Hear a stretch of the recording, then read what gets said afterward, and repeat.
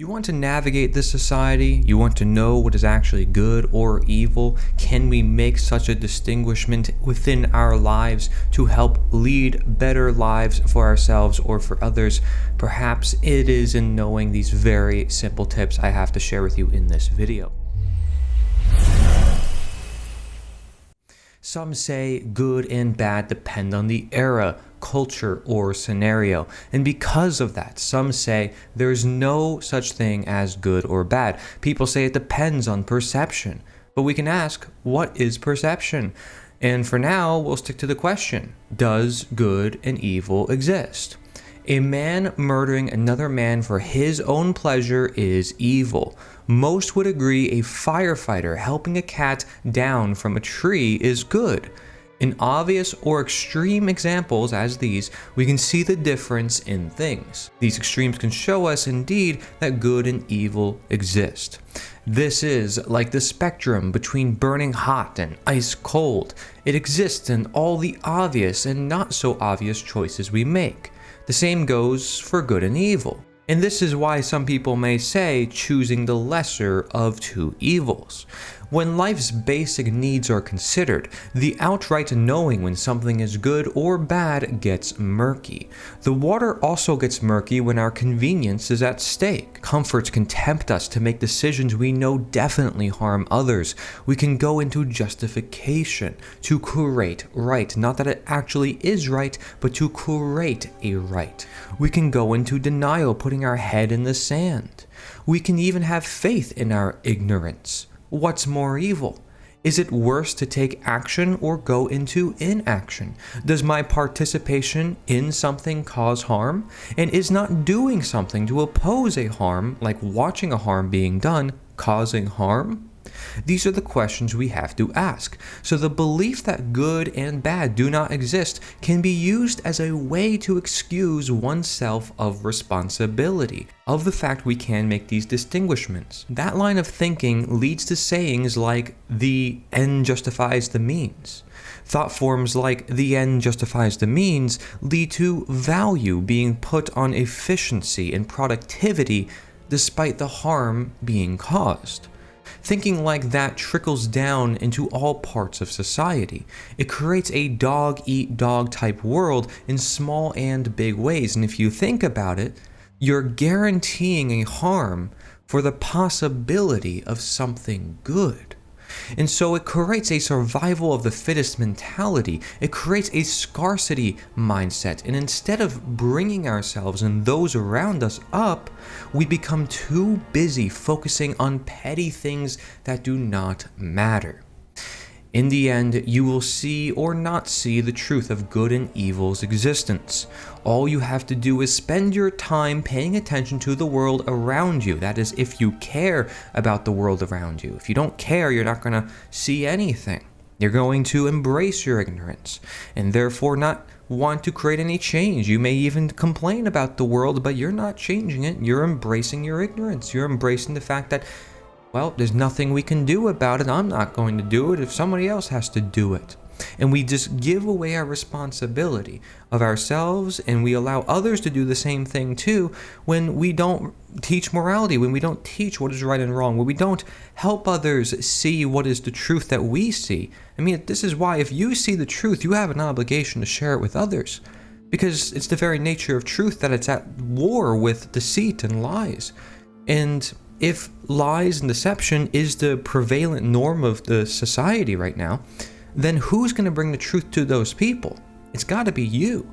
The truth is always the thing that isn't the current norm. That's what constitutes truth. So what I'm saying might be the truth one day, and then there's going to be other truths that society has to understand. And so you can use two simple strategies on your path in paying attention to the world around you with your care. And so you can ask yourself these two simple questions. Does this cause harm? And is this a voluntary decision? And you can use these as your measuring stick and see if you can distinguish good and bad in the murky waters of society. See what happens as you follow the path of voluntary interaction or action that doesn't cause harm, and see what happens when you lead the opposite. Okay, now a lot of people intentionally are not going to try to do harm or involuntary actions. And that's because they generally know what you're going to sow is what you're reaping. And you have consequences to your actions that people see and people enforce through their actions. Okay, people teach morality for a reason.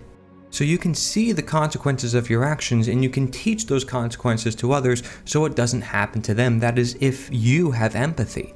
Do you know who doesn't have empathy? Psychopaths. Right? Individuals who typically seek power and positions of authority over other human beings because it gives them an exemption to morality. They have this position of authority that allows them to essentially be away from society while controlling society for their own ego, their own benefit, and use other people as pawns, like little chessboard pieces, to control others. And this is the world that we live in. If you don't think that's the case, I'm going to put some questions on the screen.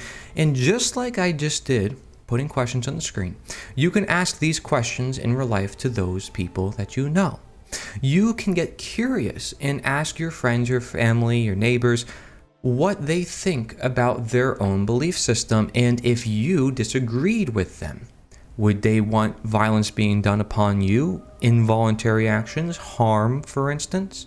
Or should they just ignore that and say, well, we need that harm being done for the greater good? Well, without taxation and stealing your money, well, we can't have roads. And so therefore, violence is justified in this scenario, because if you're not going to comply, well, you have to comply. It's for the greater good. It's for the common good. You can't voluntarily choose what to do with your own money, even though we recognize that's ownership.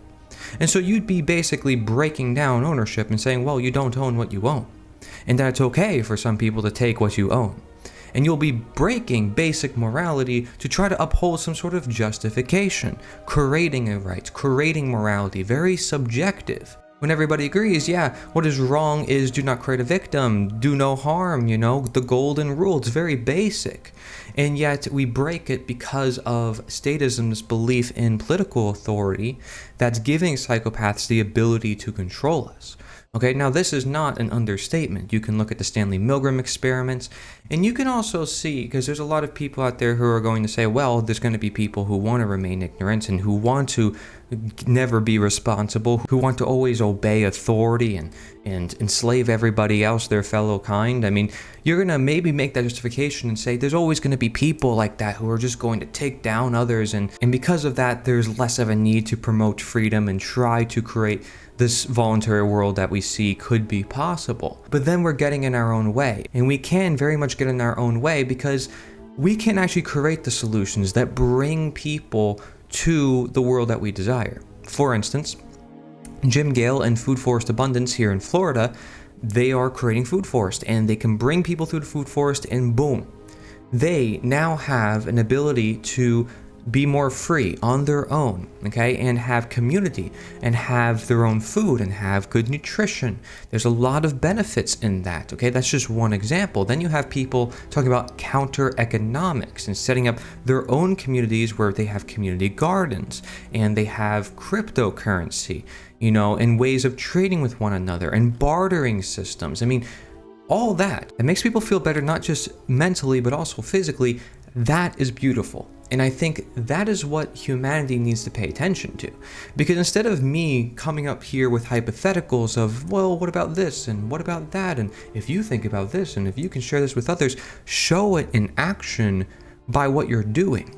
We did 3 or 4 events within only a couple months of me being down here in Florida, packed rooms out the door and businesses, amazing talks, amazing resources. We had movie screenings too. It was awesome, and when you see that in action, you have faith for humanity. But if you aren't setting that up and you aren't creating things like that, you'll have no faith. You won't see the possibility of what humanity can do. You can bring together your neighbors and not talk about any of this stuff, And then when the time comes, maybe they'll start to understand it and maybe they'll be interested. And if not, that's okay. But at least you'll have a community. You have people who are connected. And so if anything bad happens, which is very possible if the world keeps going in the direction of harm and involuntary action, then they will understand you after a while because you stand on your own principles and you're not pushing it upon them. You're just there for when they are ready. And that is the key. Are you there for when the individuals of the current world are ready for this future, better world that is totally possible? Okay? I think a lot of humans are actually ready, and like I said, they get in their own way through their own mind, just as we get in our own way with our own mind saying, well, they'll never listen. Okay? So it is definitely possible, and I really appreciate the person who sent me a lot of what I read in this video here from Nancy Garcia.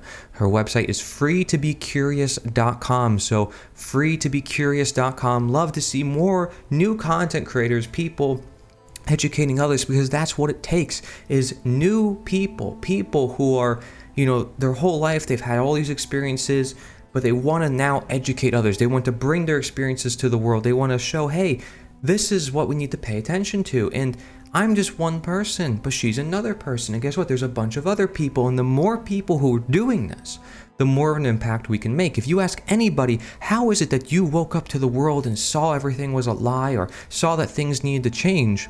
It's because they saw a video. It's because they saw an article. It's because they saw an image. It's because of the content creators. So you can be one and you can get involved. Go to theliberator.us. That's theliberator.us. You can send me your article. I'll turn it into a video for you. Thank you very much for watching. Take care.